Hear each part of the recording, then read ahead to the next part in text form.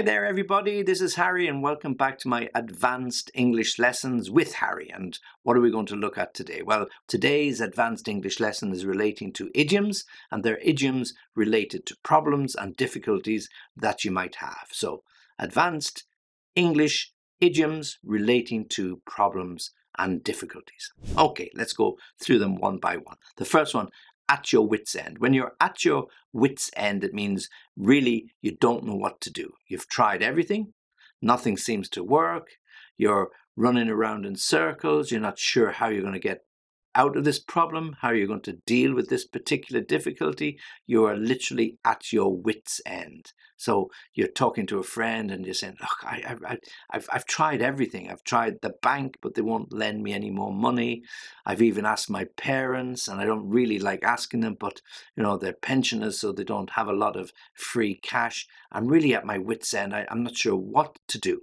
And your friend says, well, look, I'll help you and I'll give you a bit of money. It'll help you till the end of the month, and then you get something sorted out. Oh, God, it's really, really good. I don't really like to ask. Look, it's not a problem. Just leave it with me and we'll get it sorted out. So to be at your wits' end, not knowing what to do or who to turn to help you with the particular problem. To be grasping or clutching at straws. Now, grasping and clutching really mean the same thing. To grasp something with your hand, to clutch something, to grab at it. So when you're grasping or clutching at straws, you're really hoping anything that will help you to get through a problem. Okay, so you might have a particular difficulty in relation to money, which usually is the root of all of our problems, and you're not quite sure how you're going to resolve the issue. So you ask your partner and he or she doesn't have any money. You ask your parents, and again they don't want to, or they can't lend the money to you. The bank is a no-go because you've already got a loan there. So the last thing you think of is to ask your boss, can he advance you some money from next month's salary? And that's a real no-no, because that's a slippery slope. So if you're at that particular situation, you're really grasping at straws, clutching at straws, trying to think of something that will get you out of that particular problem. You could be in college and you've missed a couple of weeks because of illness and you haven't kept up with the course. You've got the exam coming in. You go to the teacher and you say, or the lecturer, and you say, look, I'm really sorry. I really need a couple of more weeks to get it done. So you're really clutching at straws. You're grasping at any particular opportunity to try and get yourself out of that particular difficulty. Okay, to go south. When something goes south, we usually point downwards. That is south, you know, wherever you happen to be on the map. Up there is going to be north, and down there is going to be south. And when we say that things go south, it usually means that things go from bad to worse. Everything in my life has gone south. You know, my relationship is on the rocks.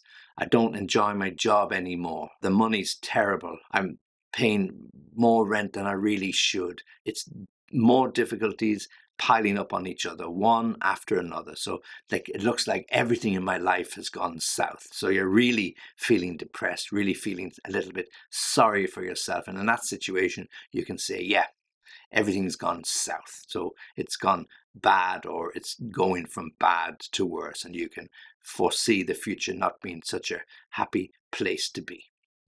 The performance of your football team could be going south. They won a couple of games at the beginning of the season, everything looked good, but as the weeks went by, the results got worse and worse. A couple of draws followed by 5 or 6 losses. The star player injured. Yeah, everything's going from bad to worse. In hot water, well, hot water is not something you want to stand in because you'll burn your feet, quite literally. So when you're in hot water, it means you're in some difficulty. And usually we can be in hot water because, let's say, we forgot our wife or our husband's birthday. Now you're going to be in hot water when you get home and you don't have the flowers, you don't have the chocolate, or there's no present on the table. Yeah, you're really going to be in hot water. You could be in hot water with your boss because you forgot to complete that account that he was looking for, and the customer's been on complaining, and your boss is really on the warpath, and you're going to be in hot water when you get into the office on Monday. But what can you do about it now? It's Saturday, and you're just going to have to face the music, as they say, and when you go in on Monday, yeah, you know you're going to be in hot water. You're going to be in hot water with your lecturer because you forgot to put in the paper on time, and you've got to ask him for a couple of extra days in order to complete it. So you're in hot water with him. So generally, when you're in hot water, you're in some difficulty because something has gone wrong and somebody's going to be a little bit annoyed with you. So in hot water with the wife because you forgot the birthday. In hot water with the boss because you forgot to finish that account for the customer. And in hot water with your lecturer because you forgot to complete the assignment and you needed an extra couple of days. Hot water burns your feet, so be really, really careful. I'd like to ask you, if you could, to subscribe to my YouTube channel. It really, really helps, and we can keep the show on the road and get all this wonderful information for you and lessons that will help you to understand English in a much, much better way, improve your conversational and business English.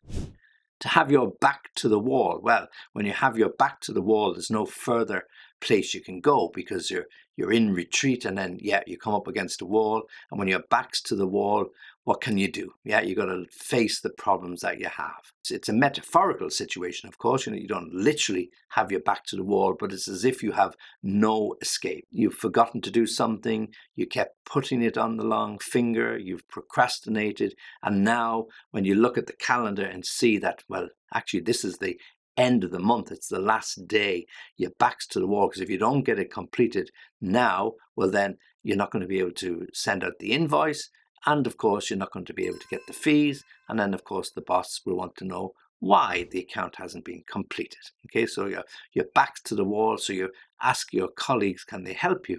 And luckily one or two of them are able to stay behind, help you to finish it, but that's the last time. So you got to make sure in future that you get everything done on time or in a timely fashion, so you don't have your back to the wall. So anytime you have your back to the wall, it means you're in a difficult situation. You can't go back any further. You have to go forward, and to go forward, then you have to complete the task that you have. Catch-22 situation. Well, catch-22 is when you've got nowhere to turn to. Okay, it's a catch-22. If you go this way, it's a problem. If you go the other way, it's a problem. It's catch-22. So in a catch-22, it's really, really difficult. For example, you can't get a job because you don't have experience. Okay, and if you don't have experience, you can't get a job. So the people interviewing them say, okay, well, what experience have you got? Well, I don't have any experience, I'm just out of university. Oh, well, we're looking for somebody with a little bit of practical experience. Well, okay, well, how can I get practical experience if you won't give me the job? Okay, well, we can't give you the job without some experience. So you go round in circles. Okay, so that's a classic example of a catch-22 situation. Eventually, somebody will take the risk and somebody will give you the job, or you have to perhaps lower your sights a little bit and take something else and hope that you get experience in that particular job. But yeah, it's a really difficult situation, catch-22. In fact, Catch-22 is a really, really good book, and it was a really good movie as far as I remember. It goes back a long way, but worth getting a hold of the book and reading it because it's a very, very good story. Catch-22. Okay, next, a can of worms. Well, a can of worms is a real problem. If you can imagine a tin can, okay, tin can, like a can of beans, but empty, okay, and then when you open the can and there are worms in it, they get everywhere. Try putting those back. It's impossible, okay? So when something is a can of worms, it's impossible to work it out. It's impossible to put it back. So you have to be really, really careful when you get involved with a problem that it's not a can of worms, because if it is a can of worms, you're going to have a terrible, terrible job trying to figure it out, trying to make things work out properly and correctly, a real can of worms. So we could use this when we're describing perhaps it's a family problem. So look, I don't want to go there. I don't want to get involved. It's a real can of worms. Once I start talking to one family member, somebody else will get involved. And before you know it, I'm going to be in the middle of it. I'm going to be blamed. I'm going to be expected to sort it out. So no, let them sort their own problems out. It's a real can of worms. Or a particular job that you've been asked to look after in work, your boss gives it to you and your colleague says, oh, he's given that to you. Oh, I wouldn't touch it. That's a real can of worms. That's the most difficult customer we've had. Nobody's been able to solve that. Everybody's had a problem with it. So I'm not surprised he's given it to you. They usually give it to the new person to see what they can make of it. So yeah, something that's a real can of worms. Once you take the lid off and the worms come out, you can't put them back without great difficulty. A can of worms. A vicious circle. Well, we know what a circle is. A vicious circle is something that goes round and round and no end. So one problem after another. One problem leads on to the other, and it just goes round and round in circles. And you don't see any end to it because a circle has no end. So it's a vicious circle. The boss wants this done, and the customer wants it done that way. Accounts don't want it done until the customer pays the outstanding fee. The customer won't pay the outstanding fee because he wants this work done. The boss wants you to look after the customer. Yeah, you guess it. It's a vicious circle. It goes round and round. To think on your feet. Well, when you think on your feet, it's when you don't really have things planned out, or you're put on the spot by somebody and you really have to come up with an answer very quickly. So you have to literally think on your feet while you're sitting, while you're standing there. You have to come up with some solution. So in some cases, it's easy to say, okay, look, give me a couple of days to think about it and I'll come back to you with an answer if I can help you. That would be the sensible thing to do. But sometimes somebody's sitting there and say, well, look, we need an answer and we need an answer now. And you say, oh, well, give me a minute. And you have to think of something, and hopefully something comes to your mind that will be able to sort the problem out even in a short period of time and buy you some time to get the problem sorted out over a longer period. Okay, so to think on your feet is to think very quickly, to come up with an answer very quickly, something that you hadn't planned for or something that you hadn't been prepared for because somebody has asked you something you weren't expecting. And then finally, to have one of these light bulb moments. Ding! It's almost like a light bulb goes off on in your head. Okay, so when you're scratching your head trying to come up with some solution to a problem, or you're trying to think of some new strategy or to come up with some bright idea, you're just sitting there and then suddenly, ding, this little light goes off in your head. That would actually work. And so you set it out on a bit of paper, you think about it, and yeah, you've got the seed of an idea. So a light bulb moment. Okay, something that you hadn't thought of before, and it comes to you while you're either having a shower or while you're having a cup of coffee or you're sitting watching the TV in the evening. Just a little ding goes off and you have a quiet little smile to yourself thinking, yeah, that's what we'll do. Okay, so a light bulb moment. Okay, so those are all idioms. They are quite difficult idioms relating to problems and difficulties in your life, in work, whatever it might be. Okay, let me go through them one more time. To be at your wits' end, grasping at straws, everything or something goes south, to be in hot water, have your back to the wall, catch-22 situation, a can of worms, a vicious circle, to think on your feet or having to think on your feet, and finally to have one of those light bulb moments, something that we'd all like to have. Ding!